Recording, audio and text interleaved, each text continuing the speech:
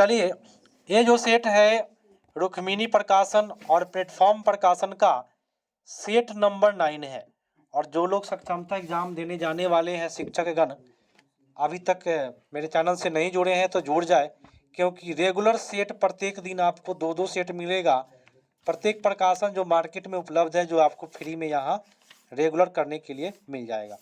तो शुरू करते हैं। और ये प्रथम प्रश्न जो है वह 70 नंबर प्रश्न है। ध्यान से आप सभी कोई करें, और जितने भी है सब्सक्राइब नहीं किए हैं शिक्षक साथी लोग, सब्सक्राइब जरूर करें। प्रश्न कहता है कि उस विकल्प का चयन करें जो दर्पण के दाईं ओर रखे जाने पर, ये रीजनिंग दिया हुआ है, रीजनिंग को छोड़ के चलेंगे, जी के केवल करना है। हाँ, 71 नंबर प्रश्न है। कहता है भारतीय राष्ट्रीय कांग्रेस ने पहला असहयोग आंदोलन किस वर्ष में शुरू किया था? 1920 ईस्वी में। असहयोग आंदोलन का कब शुरू हुआ? 1920। नेक्स्ट है, महात्मा गांधी जब द्वितीय गोलमेज सम्मेलन सभा में भाग लेने के लिए लंदन गए थे तो कहाँ पे ठहरे थे? बताए। किंग्सले हॉल में। ठीक है, जब लंदन गए तो कहाँ ठहरे? किंग्सले हॉल में। आप लोग डायरेक्ट उत्तर कर सकते हैं, कोई दिक्कत नहीं है, क्योंकि अधिक से अधिक प्रश्नों को करना है और याद भी करना है, तो याद ज्यादा होगा। आजाद हिंद फौज दिवस किस तिथि को मनाया जाता है? 12 नवंबर 1945 ईस्वी को आजाद हिंद फौज दिवस मनाया जाता है। अगला है कि ब्रिटिश काल में किस एक्ट में विद्वान भारतीयों को बढ़ावा देने तथा देश में आधुनिक विज्ञान के ज्ञान को प्रोत्साहित करने के सिद्धांत को शामिल किया गया? 1813 के चार्टर एक्ट जो है वह क्या किया है? देश में आधुनिक विज्ञान को प्रोत्साहित करने में काम किया है। ठीक है, अगला है, निम्नलिखित में किसे अखिल भारतीय सेवाओं का जनक कहा जाता है? उत्तर करें। अखिल भारतीय सेवाओं का जनक सरदार वल्लभ भाई पटेल को कहा जाता है। ठीक है, नेक्स्ट प्रश्न पर आते हैं। 75 हो गया। 76 नंबर प्रश्न है कि पूर्वी घाट और पश्चिमी घाट निम्नलिखित में किन पहाड़ियों में आपस में मिलते हैं? हाँ, पूर्वी घाट पश्चिमी घाट जो मिलता है वह नीलगिरी की पहाड़ियों में मिलता है, और इसको यहाँ पे इलायची की खेती सबसे ज्यादा होता है, पूर्वी घाट और पश्चिमी घाट, है ना, जहाँ है मिलन है। कपास की कृषि के लिए कौन सी मृदा सर्वाधिक उपयुक्त मानी जाती है? काली मिट्टी। तो कपास के लिए आपका उत्तर होगा काली मिट्टी। इसको रेगुर मिट्टी के नाम से भी जाना जाता है। अगला है, निम्नलिखित चट्टानों में किस चट्टान के संस्तरों या परतों में खनिजों का निक्षेपण संचय होता है? किसमें? अवसादी चट्टानों में जो है वह परतों में खनिजों का निक्षेपण संचय होता है, अवसादी चट्टान। अगले प्रश्न पर आते हैं। प्रश्न नंबर है, स्वर्णिम चतुर्भुज राजमार्ग भारत के किन शहरों को आपस में जोड़ने का काम करता है? स्वर्णिम चतुर्भुज जो है दिल्ली, कोलकाता, चेन्नई और मुंबई, बोले तो मद्रास, है ना, ये जोड़ने का काम करता है। दिल्ली, कोलकाता, मुंबई, मद्रास। चेन्नई का नाम मद्रास था पहले। उत्तर आपका ही पड़ गया। भारत का कौन सा स्थान ज्वारीय तरंगों द्वारा ऊर्जा उत्पादन के लिए आदर्श स्थिति प्रदान करता है? बताएं। ज्वारीय तरंग द्वारा ऊर्जा उत्पादन होता है तो वो कच्छ की खाड़ी में, और ये कहाँ है? तो गुजरात में है। कहाँ है?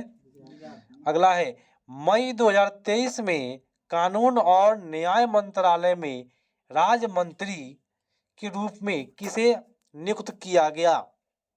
अर्जुन राम मेघवाल को। हाँ, राम मेघवाल को। अब देखिए, न्याय मंत्रालय में राज्य मंत्री के पदभार पर अर्जुन राम मेघवाल को किया गया है। अगला है, संघ लोक सेवा आयोग यूपीएससी के अध्यक्ष कौन बने हैं? डॉक्टर मनोज सोनी। हाँ, डॉक्टर मनोज सोनी जो है वह यूपीएससी के अध्यक्ष बने हैं। अगला है, कौन सा देश छठे हिंद महासागर सम्मेलन की मेजबानी किया है? बांग्लादेश। चलिए, छठे हिंद महासागर सम्मेलन हुआ था, उसमें मेजबानी किया है बांग्लादेश ने। नेक्स्ट प्रश्न, 1 मई को कौन से राज्य ने अपना राज दिवस मनाया? गुजरात और महाराष्ट्र। 1 मई को मजदूर दिवस मनाया जाता है, और इसी दिन गुजरात और महाराष्ट्र जो है अपना राज दिवस मनाता है। गुजरात महाराष्ट्र दोनों बगल में है। अगला है असम के तामुलपुर में आयोजित एशियाई खो खो चैंपियन में किस देश ने महिला और पुरुष दोनों खिताब जीते हैं? भारत। उत्तर आपका कौन होगा? महिला पुरुष खिताब खो खो में जीतने का काम असम में भारत किया है। नेक्स्ट प्रश्न, बिहार में बताना 1, 2, 3 नंबर जो दिया हुआ है वहां पे सबसे कम वन वर्ण प्रदर्शित करता है, तो यह स्थान कौन कौन सा है? मैंने भारत बिहार का नक्शा देखना है और जवाब आपको देना है। तो यहाँ पे 86 का जो उत्तर होगा जहानाबाद। 1 नंबर में बताना है, तो 1 नंबर में आपका होगा जहानाबाद। ठीक है, क्या होगा? जहानाबाद 1 नंबर में हो जाएगा। नेक्स्ट है सी ड्रैगन एक्सरसाइज 2023 किन देशों के बीच में होती है? भारत और अमेरिका के बीच में। सी ड्रैगन, सी माने समुद्र ना, तो भारत और अमेरिका के बीच आपका हो जाएगा उत्तर। एक्सरसाइज होता है। अगले प्रश्न पर आते हैं, काफी मजेदार है, सक्षमता एग्जाम जिनको देना है। सेट प्रैक्टिस 9 है। 95वें अकादमी पुरस्कार में किस भारतीय फिल्म ने सर्वश्रेष्ठ वृत्तचित्र लघु फिल्म श्रेणी में या ऑस्कर पुरस्कार 2023 जीता है? The elephant. क्या होगा? The elephant whispers. नेक्स्ट है विनोबा भावे ने बुदान आंदोलन की शुरुआत किस राज्य से की थी? आंध्र प्रदेश। विनोबा भावे सबसे पहले बुदान आंदोलन आंध्र प्रदेश से शुरू किए हैं। अगला है सत्यशोधक समाज की स्थापना किसने की थी? कौन किया?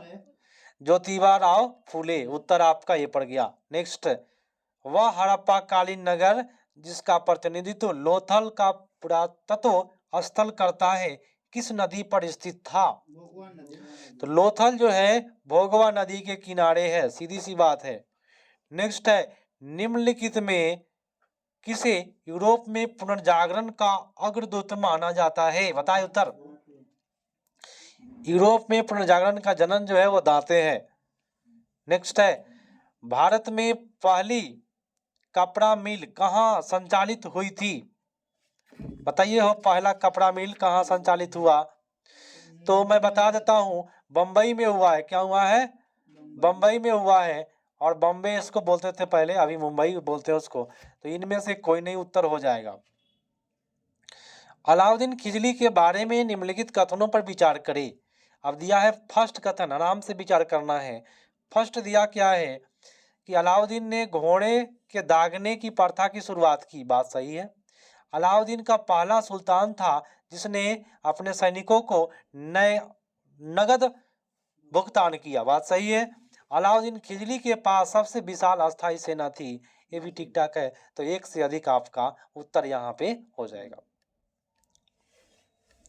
किस नदी पर नागार्जुन सागर परियोजना स्थित है? कृष्णा नदी पर। तो कृष्णा नदी पर नागार्जुन सागर परियोजना स्थित है। अभी तक जो लोग लाइक नहीं किए जरूर लाइक करें और शेयर जरूर करें। जब नेक्स्ट प्रश्न है किस प्रसिद्ध संगीतकार ने तावले का आविष्कार किया? अमीर खुसरो ने। बहुत बेटर उत्तर आपका गया। अमीर खुसरो ने तावले का आविष्कार किया है। अगला है कि पश्चिम तटीय मैदान में विभाजन के संदर्भ में निम्नलिखित में कौन सा युग्म सुमेलित नहीं है? क्या होगा? केरल के तट को कोरोमंडल तट नहीं कहते हैं, ये बात गलत बोला है ना। मलाबार तट कहते हैं। क्या कहते हैं? मलाबार तट। महाराष्ट्र को कोंकण तट, गुजरात को काठियावाड़ तट, ठीक है। केरल को मलाबार तट बोलते हैं, इसमें बोल रहा है कोरोमंडल तट, ठीक है। तो उत्तर आपका इसमें गलत खोजना था, उत्तर बी पड़ गया। 98 नंबर प्रश्न है कि डैश को समान रूप से सैल, मलबा या ढाल से गिरने वाली मिट्टी के वृहद संचलन के रूप में परिभाषित किया जाता है। तो भाई ढाल से जब कोई मिट्टी गिरेगा या कोई भी चीज गिरेगा तो उसको कहते हैं भूस्खलन। क्या कहते हैं उसको? भूस्खलन। उत्तर आपका 98 का सी चला जाएगा। नेक्स्ट है हिमनद के द्वारा लगाए गए पदार्थ जैसे छोटे बड़े सैल, रेत, तलछट, मिट्टी निक्षेपित होते हैं जिसे हिमनद डैश कहा जाता है। क्या कहा जाता है? हिमोट कहते हैं। अगला है, इनमें से किस भारतीय राज्य की सीमाएं चीन, नेपाल, भूटान से जुड़ी हुई है? तो सिक्किम जो है वह चाइना, नेपाल और भूटान से जुड़ा हुआ है। नेक्स्ट है, हिमाचल प्रदेश में स्थित लाहौल और स्पीति घाटिया कुल्लू घाटिया से डैश से जुड़ी हुई है? रोहतांग दर्रा। तो रोहतांग दर्रा से जुड़ा हुआ है कुल्लू घाटी, हिमाचल प्रदेश। नेक्स्ट, लोकहितवाद मुकदमे की संकल्पना का उद्भव किस देश में हुआ? यूएसए में। लोकहितवाद का सबसे पहले उद्भव जो हुआ है वह यूएसए से हुआ है, संयुक्त राष्ट्र अमेरिका न। अगला है, भारत के उच्च न्यायालय के न्यायाधीश के पद पर नियुक्त किए जाने हेतु आहर्त होने के लिए किसी व्यक्ति को कितने समय तक उच्च न्यायालय में अधिवक्ता के रूप में सेवा प्रदान करनी चाहिए? तो मैं आपको बता दूं, 10 वर्ष तक। कितने वर्ष तक करना चाहिए? 10 वर्ष तक करना चाहिए। इसमें कोई उत्तर नहीं है, उत्तर आपका ही, इनमें से कोई नहीं। पंडित जवाहरलाल नेहरू ने किस तिथि को संविधान सभा में उद्देश्य प्रस्ताव प्रस्तुत किया था? 13 दिसंबर 1946 को उद्देश्य प्रस्ताव प्रस्तुत किया। और ये जो उद्देश्य प्रस्ताव जो है वह स्वीकार कब किया गया? तो मैं आपको बता देता हूं, 22 जनवरी, यही पूछता है, 1947 को। देखिए, प्रस्तुत किया 13 दिसंबर 1946 को, लेकिन 22 जनवरी 1947 को उसको स्वीकार किया गया। अगला है, भारतीय संविधान का अनुच्छेद 21 निम्नलिखित में किस विकल्प से संबंधित है? अनुच्छेद 21 किससे संबंधित है? व्यक्तिगत स्वतंत्रता। हाँ, व्यक्तिगत स्वतंत्रता से संबंधित है। B is the right answer. Next है, बिहार संविधान के किस संशोधन अधिनियम के तहत वस्तु एवं सेवा कर जीएसटी लागू किया गया है? जीएसटी क्या होगा? 101वां संशोधन के तहत है ना जीएसटी लागू किया गया है, 121वां। ठीक है। 9 नंबर सेट प्लेटफॉर्म का काफी मजेदार सेट बनाया है सक्षमता वाले के लिए। अभी तक लाइक नहीं किए, लाइक और शेयर दबा के करना है। प्रश्न है, निम्नलिखित में उपायों में से किन्हें मुद्रास्फीति कम करने के लिए प्रयोग किया जा सकता है? बताए। तो हो जाएगा नगद आरक्षित अनुपात, सीआरआर में वृद्धि, सर्वाधिक तरलता अनुपात में वृद्धि, राजकोषीय घाटा में कमी। तो एक से अधिक यहाँ पे आपका उत्तर हो जाएगा। अर्थशास्त्र का प्रश्न है, निम्नलिखित समस्याओं में से कौन सी समस्या भारतीय अर्थव्यवस्था से निरंतर रूप से जुड़ी हुई है? मुद्रास्फीति। भारतीय अर्थव्यवस्था से सब चीज जुड़ा होगा, मुद्रास्फीति भी है, राजकोषीय घाटा भी होता है, चालू खाता भी। तो एक से अधिक उत्तर आपका होगा। निम्नलिखित में से किसे विश्व का चीनी का कटोरा कहा जाता है? क्यूबा को क्या कहते हैं? चीनी का कटोरा कहते हैं। ठीक है। अगला है कि किसी निम्न स्तरीय वस्तु की मांग में वृद्धि उपभोक्ता की आय में डैश के साथ होती है? तो निम्न स्तरीय मांग कब होगा? जब भाई दाम में गिरावट हो जाती है तो मांग भी कम हो जाता है। देखते हैं, सब्जी जब दाम अधिक रहेगा तो सब्जी भी काफी अच्छा स्वादिष्ट लगता है, और दाम घट गया तो स्वादिष्ट नहीं लगता है। वही बात हुआ। चलिए, किस गवर्नर जनरल ने भारत में सती प्रथा का अंत किया? 1829 ईस्वी में लॉर्ड विलियम बेंटिक ने राजा राम मोहन राय के सहयोग से सती प्रथा का अंत किया है। इस बात को याद रखें। अगला है, बिहार सरकार द्वारा शून्य कार्बन उत्सर्जन का लक्ष्य कब तक रखा है? तो आपका उत्तर हो जाएगा कोई नहीं। कब तक रखा गया है? कितना नंबर प्रश्न है? 112। 2040 तक रखा गया है कि शून्य, याद रखिएगा आप लोग, शून्य कार्बन डाइऑक्साइड उत्सर्जन होगा 2040 तक। ठीक है। तो इनमें से कोई नहीं उत्तर हो गया, याद रखना है। चंडीगढ़ के रॉक गार्डन का विकास किसने किया था? हाँ, नेक चंद्र साहब किए थे। रॉक गार्डन चंडीगढ़ में है, जिसका विकास जो है नेक चंद्र साहब किए हैं। नवंबर में भारत का पहला कौन सा राज्य शंघाई महोत्सव मनाता है? तो शंघाई महोत्सव जो मनाने का काम करता है वह मणिपुर करता है। कौन करता है? मणिपुर मणिपुर। क्या इसमें ऑप्शन है? नहीं। नहीं है, तो उत्तर आपका इनमें से कोई नहीं। संगाई महोत्सव याद रखिएगा, मणिपुर। नेक्स्ट है, निम्नलिखित में कौन सा समुद्री बंदरगाह तेल परिष्करण केंद्र दोनों है? हाँ, तेल यहाँ से निकाला जाता है मंगलुरु से, हल्दिया से और विशाखापत्तनम से। उत्तर आपका सी पर चला गया। बहुत बेटर। नेक्स्ट प्रश्न पर आते हैं। काफी मजेदार सेट और काफी आपको यहाँ पे जानकारियां मिलेगी। प्रश्न है कि 100% हर घर नल जल पहुंचाने वाला बिहार का पहला जिला बता दीजिए। अरवल जिला। जब मैं बिहार स्पेशल कराया था उसमें मैं बताया हूँ, बिहार स्पेशल में 100% प्रत्येक घरों में नल लगा है, तो अरवल जिला में सबसे पहले। उत्तर आपका सी पड़ जाएगा। अगला है, 2020 में बिहार के प्रथम प्रवासी पक्षी महोत्सव किस जिला में आयोजित हुआ था? 2020 में कहाँ पे हुआ? बिहार में। चलिए, भागलपुर में। आपका उत्तर चला जाएगा भागलपुर। ठीक है, चलिए नेक्स्ट प्रश्न पर आते हैं। बिहार का पहला तैरता हुआ सौर पावर प्लांट कहाँ बनकर तैयार हुआ है? दरभंगा में। तो बिहार का बात कहा है ना, वो भी तैरता हुआ सोलर प्लांट तो दरभंगा में है ना। दरभंगा में सबसे ज्यादा आपको पोखरा मिलेगा, पोखर तालाब। नेक्स्ट है, इनमें कौन सा असम का पारंपरिक शास्त्रीय नृत्य है?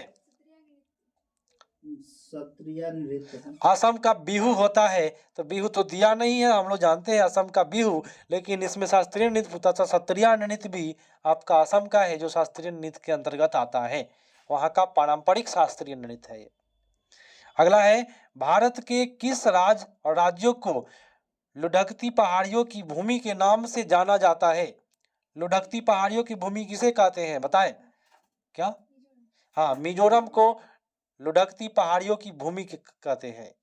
अगला है, कौन यौवन के समय लड़कों में दिखाई देने वाला परिवर्तन को लाता है? तो मैं आपको बताऊं, इसका जो उत्तर होगा, बहुत सारा हार्मोन जो है वो जो है वह यौवन को परिवर्तन काल बताता है। जैसे कि मुंह छाना है ना, टेस्टेस क्या कहते हैं उसको, एक हार्मोन होता है टेस्टोस्टेरोन हार्मोन है ना लड़कियों में, एंड्रोजन हार्मोन लड़कों में। तो इस प्रकार से बहुत सारा परिवर्तन है, इसमें कोई दिया नहीं है, तो आपका उत्तर जाएगा इनमें से कोई नहीं। नेक्स्ट है, एक बिंदु प्रकाश स्रोत से एक समांतर किरणपुंज उत्पन्न करने के लिए इनमें किस प्रकाशिक उपकरण का प्रयोग किया जा सकता है? देखिए, समांतर किरणपुंज अगर ले जाना है तो उत्तल लेंस का प्रयोग करिए और साथ में आप अवतल दर्पण का प्रयोग करिए, तभी समांतर किरणपुंज प्राप्त होगा। नेक्स्ट है, कौन एकल परमाणु अणु का एक उदाहरण है? एकल परमाणु अणु फास्फोरस नहीं होता है, फास्फोरस P4 होता है, तो एकल नहीं हुआ। हाइड्रोजन H2 होता है, तो भी नहीं होगा। सल्फर क्या होता है? SO2 होता है ना, H2 होता है, तो ये भी नहीं होगा। तो इनमें से कोई नहीं। तो एकल परमाणु अणु इसमें कौन कौन होता है? तो नियोन होता है, आर्गन होता है, क्रिप्टॉन होता है, जेनॉन होता है, रेडॉन होता है। ठीक है, उत्तर इनमें से कोई नहीं हो जाएगा। सेल्सियस और केल्विन तापमान के बीच क्या संबंध है, बताइए। 0 डिग्री सेल्सियस बराबर होता है 273 केल्विन के बराबर। ठीक है, चलिए 124 हो गया। 125 पर आइए, काफी मजेदार प्रश्न आप लोग के लिए। कौन विकासवादी सिद्धांत का प्रमाण प्रदान करता है? विकासवादी सिद्धांत का प्रमाण प्रदान करता है कौन? नहीं पता? जीवाश्म। उत्तर आपका होगा जीवाश्म। नेक्स्ट है कि किसी निर्दिष्ट दिशा में किसी वस्तु की गति को क्या कहते हैं? तो किसी निर्दिष्ट दिशा में वस्तु की गति को हम लोग क्या कहते हैं? वेग कहते हैं। बहुत बेटर। किस रंग का विचलन कोण सबसे कम होता है? लाल का सबसे विचलन कोण कह रहा है ना, लाल का नहीं होगा। कौन कह रहा है विचलन सबसे ज्यादा किसका होता है? तो बैगनी का। और विचलन कौन कह रहा है? सबसे कम है लाल तो विचलन कोण ना बोला है, यहाँ देखिएगा कोण लिखा हुआ है, तो बैगनी उत्तर करे, इसको सुधार कर ले आप सभी कोई। सबसे विचलन कोण कम जो होता है वह बैगनी का होता है। सॉरी, मैं बता देता हूँ, ऊपर जो होता है वो लाल होता है, नीचे जो होता है बैगनी होता है। तो लाल का विचलन कोण ज्यादा होगा, लेकिन विचलन रहता केवल ना तो लाल उत्तर होता। सबसे ज्यादा कोण पूछा जा रहा है यहाँ पे, तो विचलन कोण बैगनी का होगा। ठीक है, सुधार करें। निम्नलिखित में से क्या क्षार के बारे में सत्य नहीं है? तो भाई यह जलीय अवस्था में विद्युत का सुचालक होता है, गलत बात है। स्वाद में कड़वे होते हैं क्षार। जलीय तरल अवस्था में OH माइनस आयन का निर्माण करते हैं, सत्य नहीं है पूछा जा रहा है। सॉरी, सत्य नहीं है, नेगेटिव पूछ रहा है। तो भाई जलीय अवस्था में विद्युत का सुचालक क्षार होता है, कड़वा लगता है, OH माइनस आयन देता है, लेकिन खोजना है नेगेटिव वाला है नहीं इसमें, इनमें से कोई नहीं।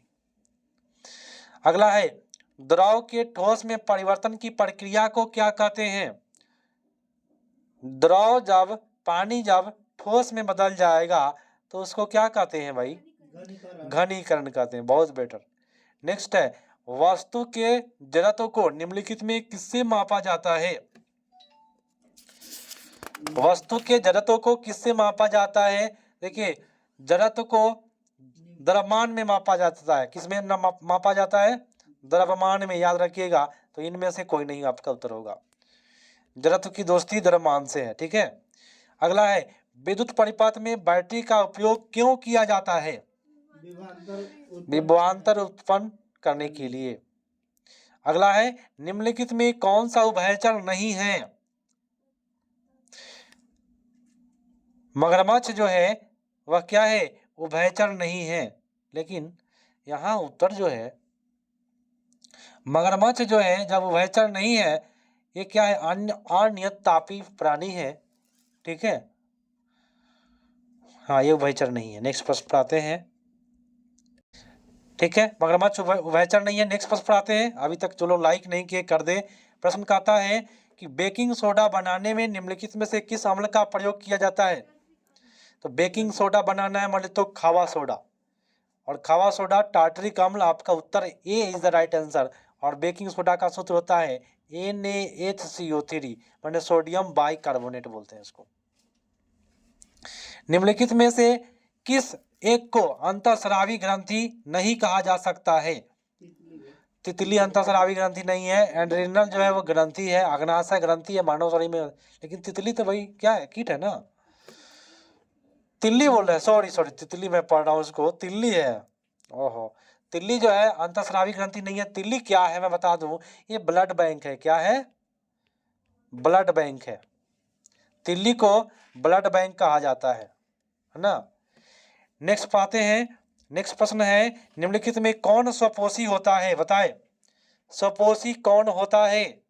शैवाल। शैवाल क्या है? स्वपोषी, अपना भोजन स्वयं बनाता है। अगला है, लाइपेज का श्रवण कहाँ से होता है? अमाशय, अग्नाशय और ग्रहणी से। ठीक है, अमाशय, अग्नाशय और ग्रहणी से। नेक्स्ट प्रश्न, निम्नलिखित में कौन सी दूरी की इकाई नहीं है? माइक्रो सेकेंड जो है वह दूरी की इकाई नहीं है। माइक्रो सेकेंड जो है वह किसकी इकाई है भाई? तो समय की है। क्या है? समय की इकाई है। नेक्स्ट प्रश्न, प्रकाश में विद्यमान किस रंग की चाल कांच में गुजरने पर सबसे कम होती है? तो बैगनी का कम हो जाएगा। नेक्स्ट है, निम्नलिखित में कौन सा जोड़ा सही है? हाँ, आलू और बैगन जो है सोलनेसी कुल में आता है, याद रखिएगा। ठीक है, आलू बैगन कौन सा कुल में आता है? सोलनेसी कुल में आता है। चलिए अगले प्रश्न पढ़ाते हैं।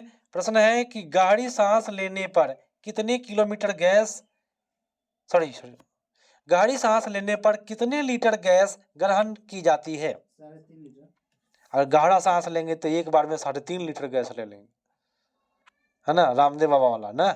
अगला है, अपशिष्ट प्रबंधन करने की प्रक्रिया का पहला चरण पृथक्करण है। अपशिष्ट के विभिन्न श्रेणियों में पृथक के संबंध में गलत विकल्प का चयन करना है।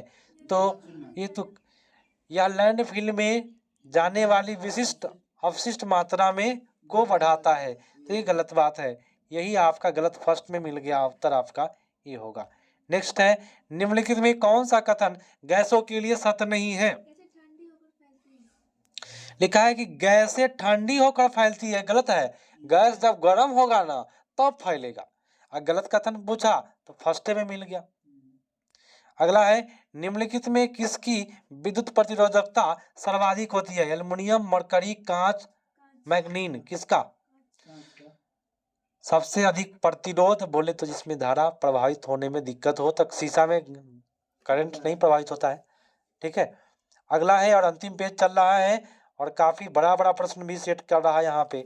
पौधे के उत्सर्जन के संबंध में निम्नलिखित में से एक के अलावा अन्य सभी सही और उस गलत कथन की पहचान करिए। कौन सा होगा? देखिए, गलत कथन का पहचान करना है तो पहले हम लोग पूरा ऑप्शन करते हैं। उत्सर्जन का तात्पर्य शरीर के अपशिष्ट उत्पादकों को बाहर निकालना, ठीक है। पौधे अपशिष्ट उत्पादकों का उत्सर्जन करते हैं किंतु बहुत धीमी गति से करता है पौधा, बात सही है। पौधे में उनके अपशिष्ट उत्पादकों का निष्कासन के लिए कई विशिष्ट अंग होता है। भाई कई विशिष्ट अंग नहीं है, ये गलत बोला। सी आपका उत्तर हो जाएगा। पौधे में विशिष्ट अंग कहाँ से गया? वो भी बहुत सारा अंग। निम्नलिखित में से क्या विद्युत धारा के चुंबकीय प्रभाव का उपयोग नहीं करता है? कौन सा उपयोग नहीं करता है? देखिए, करने का काम जो है वह विद्युत बल्ब, विद्युत धारा के चुंबकीय प्रभाव, है ना, तो ये भी करता है, नहीं करता है कर, है ना। देखिए, तो विद्युत बल्ब चुंबकीय प्रभाव का काम नहीं करता है। हीटर चुंबकीय प्रभाव से कोई मतलब नहीं है, लेकिन घंटी है। तो इसमें कह रहा है कौन नहीं करता है, तो दो गो नहीं कर रहा है। उत्तर आपका एक से अधिक हो जाएगा।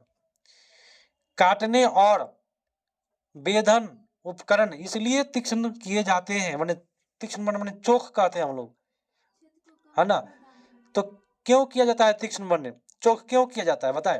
क्षेत्र को कम करने वाले, हाँ, क्षेत्र को कम करने और दाब बढ़ाने में।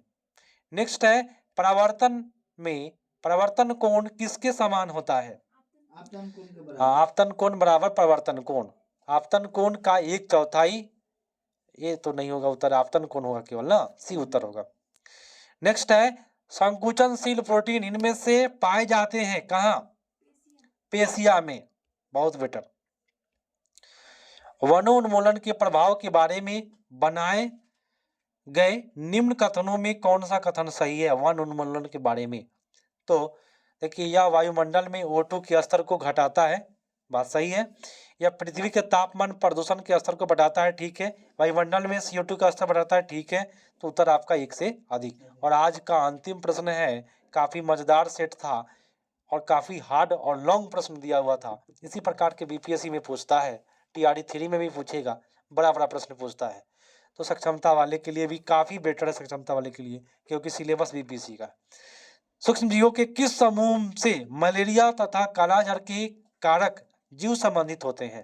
तो मलेरिया प्रोटोजोआ से होता है, यही पूछ रहा है। तो आज का क्लास यही समाप्त करेंगे। अधिक से अधिक शेयर करना है, शिक्षक ग्रुप में सब्सक्राइब करके बगल में घंटी दबा लेना है, ताकि प्रत्येक दिन आपको 2 सेट 3 सेट मिल पाए फ्री में।